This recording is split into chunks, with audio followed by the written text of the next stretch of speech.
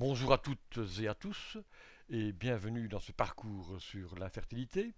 Et cette capsule va nous servir à définir et à quantifier de manière plus spécifique l'infertilité. Une fois encore, ainsi que nous l'avions déjà dit pour la quantification de l'infécondité, il est important de pouvoir disposer de quelques données de base. Et ces données de base consistent et notamment en constat de gestation. Il est intéressant également de préciser la méthode utilisée pour classiquement réaliser ces constats dans l'exploitation. Les centres d'insémination utilisent le taux de non-retour. On sait que ces valeurs surévaluent quelque part à la fois l'infécondité et l'infertilité. La progestérone est de moins en moins utilisée, quoique certains centres le proposent en ligne lors des contrôles laitiers, tout comme la PAG d'Alieur. Classiquement, cependant, et de plus en plus, c'est l'échographie qui sera utilisée, et à défaut, la palpation, qui généralement est réalisée à un stade plus tardif que l'échographie. On définira également une période. L'infertilité se quantifie effectivement habituellement, vu la taille de nos exploitations, sur une période de 12 mois. Si la taille augmente, on peut envisager cette quantification tous les 6 mois.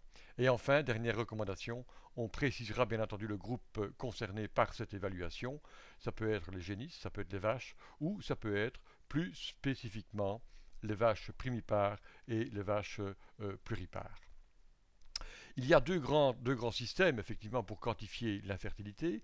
Le premier fait référence à ce qu'on appelle l'index de fertilité. Cet index traduit un nombre d'inséminations que l'on réalise pour obtenir une gestation. Et à côté de cela, on utilise plus spécifiquement les taux de gestation. Il ne s'agit pas spécifiquement de taux, mais il s'agit plus spécifiquement de pourcentage. Autre remarque importante, je crois, il est nécessaire de bien distinguer ce qu'on appelle par index, de distinguer l'index de fertilité totale et l'index de fertilité apparent.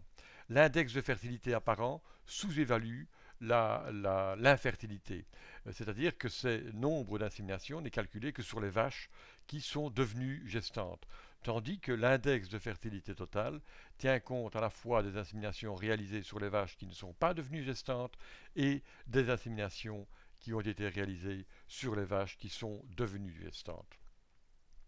Le taux de gestation peut se traduire par un taux de gestation total, de la même façon que pour l'index de fertilité. Il peut être exprimé par un taux de gestation total ou un taux de gestation apparent, suivant que l'on tient compte ou pas des inséminations réalisées sur les vaches qui ne sont pas devenues gestantes. Et de manière plus spécifique, il est également possible de calculer un taux de gestation en fonction du numéro d'insémination, la première, la deuxième ou la troisième. Il est parfois intéressant d'effectuer ce calcul plus spécifiquement sur la première insémination réalisée. De la même façon, on va pouvoir calculer un taux de gestation sur l'ensemble des vaches et plus spécifiquement sur l'ensemble des inséminations.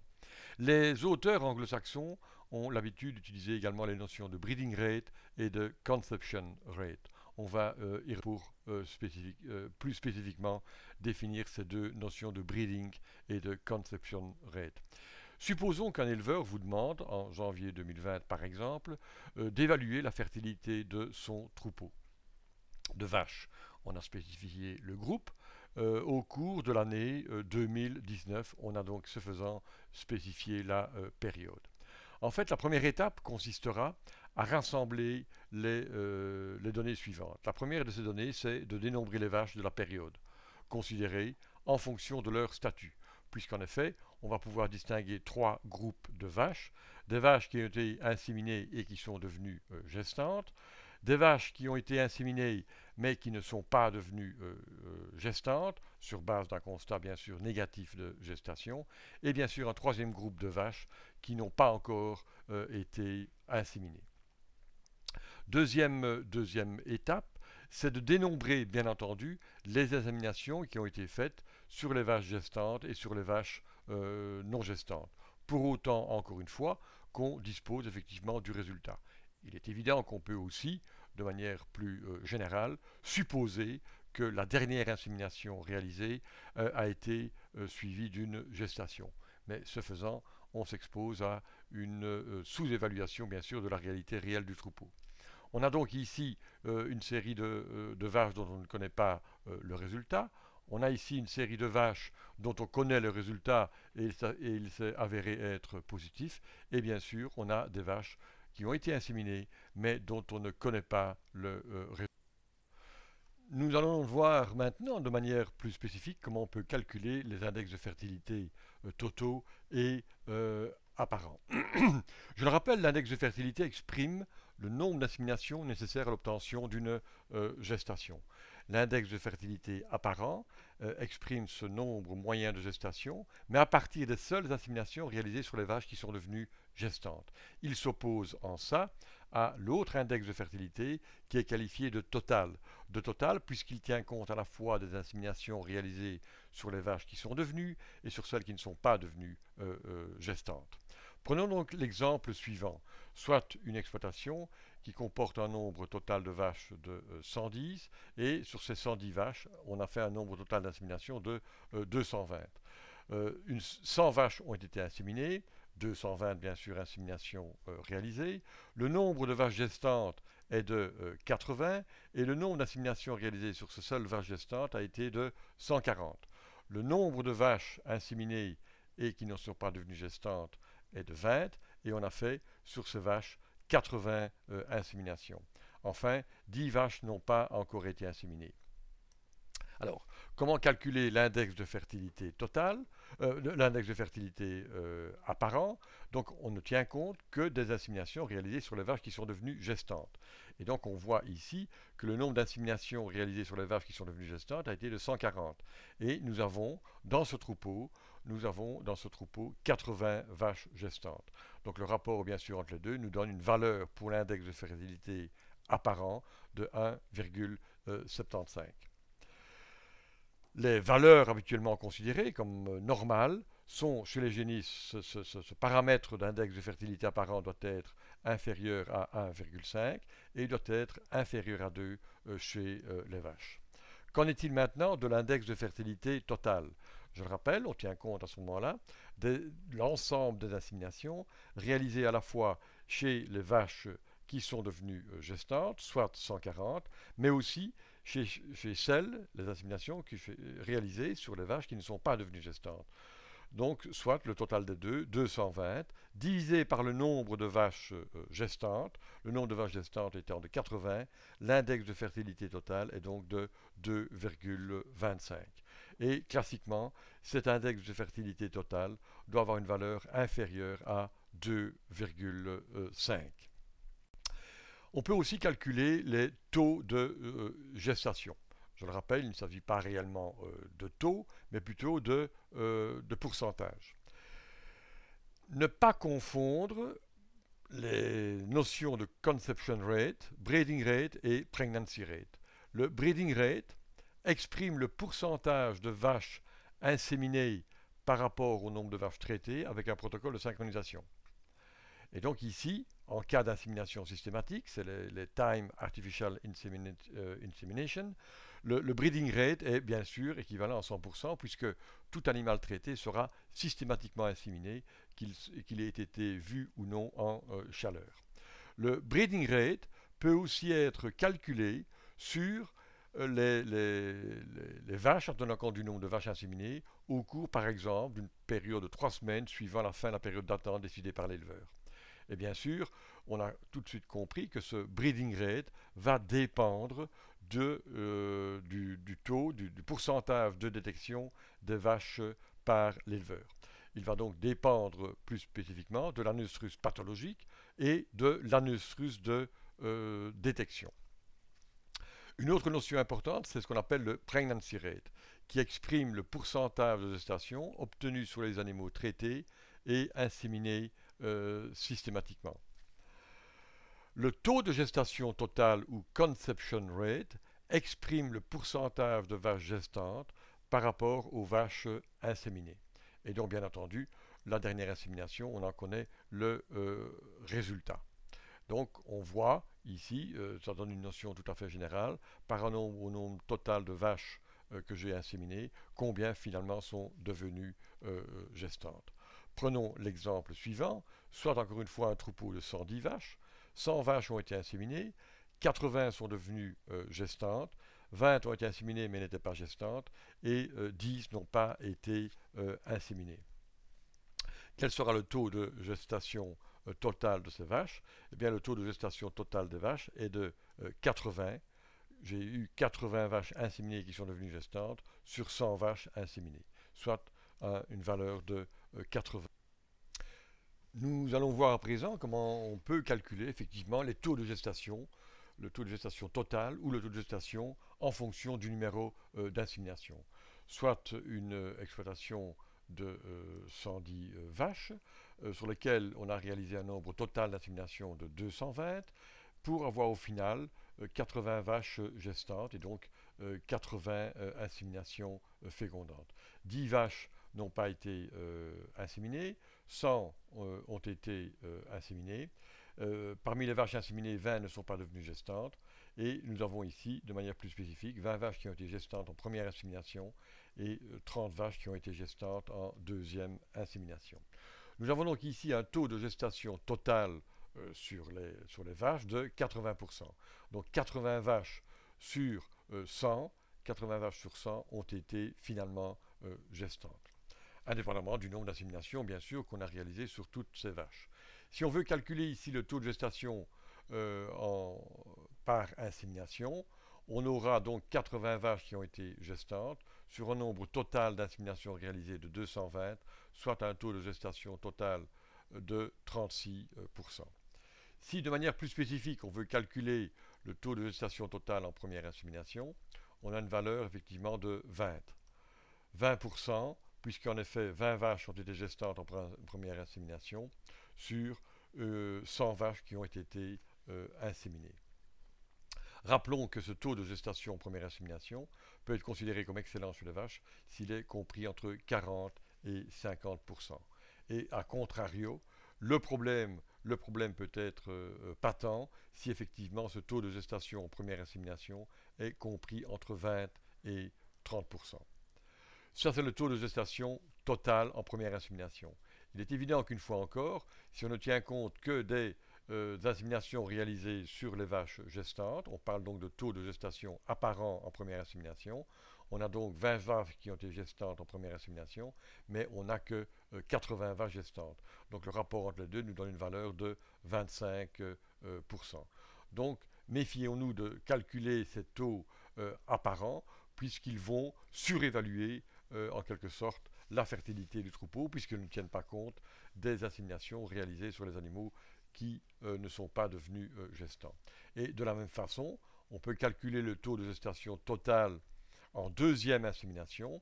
Dans le cas présent, il est de 37%, soit 30 sur 80. Et cette valeur de 80, bien entendu, il faut retirer à la valeur de 100 les 20 vaches qui ont été inséminées et qui sont devenues gestantes. De la même façon, on calculera le taux de gestation apparent en deuxième insémination, qui dans le cas présent est de 50%. Donc voilà un peu la manière relativement simpliste, encore une fois pour autant qu'on dispose des données nécessaires, qui permettent de quantifier l'infertilité par le calcul de pourcentage de gestation.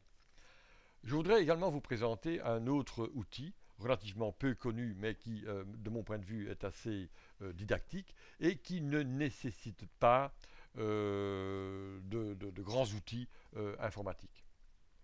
Et donc, c'est le principe ici que je voulais vous décrire, c'est le principe du Q-SUM, Cumulative Sum. Le principe en est le suivant.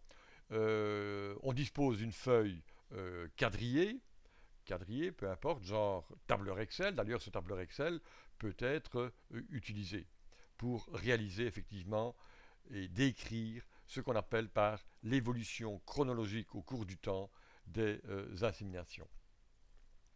Dans un premier stade, on va faire noter, c'est une feuille qui peut être affichée dans la laiterie ou qui, au fur et à mesure des dates d'insémination, va être complétée. Et donc on va inscrire dans cette colonne date d'insémination les dates des inséminations réalisées sur les vaches du troupeau à partir d'une date donnée. On peut compléter ces dates par des informations relatives à l'identité de l'animal, son numéro de lactation, et aussi par l'intervalle entre le vélage et la première et l'insémination, la date à laquelle cette insémination a été réalisée. Donc au fur et à mesure que les inséminations sont réalisées, on les note de manière chronologique. Dans un tableur Excel, si tant est qu'on ne les a pas faites, on ne les a pas notées systématiquement, le tableur Excel peut trier facilement, bien entendu, ces dates. Quelques temps plus tard, semaines plus tard, on va bien entendu s'assurer du résultat de cette insémination. Et l'on va ainsi, dans cette colonne résultats, introduire les résultats. En notant simplement 0 si l'animal n'a pas été confirmé gestant, est revenu en chaleur, a été réinséminé, que sais-je encore, ou si effectivement il a été confirmé gestant, et on introduira la valeur de 1. Négatif ou positif, peu importe le signe, je dirais, qu'on emploie. Et donc progressivement, on va compléter les informations relatives aux résultats des inséminations réalisées. Troisième et dernière étape, ça va être en fait d'introduire ici dans la grille qui se trouve à droite des colonnes d'introduction des données. On part du principe que la première insémination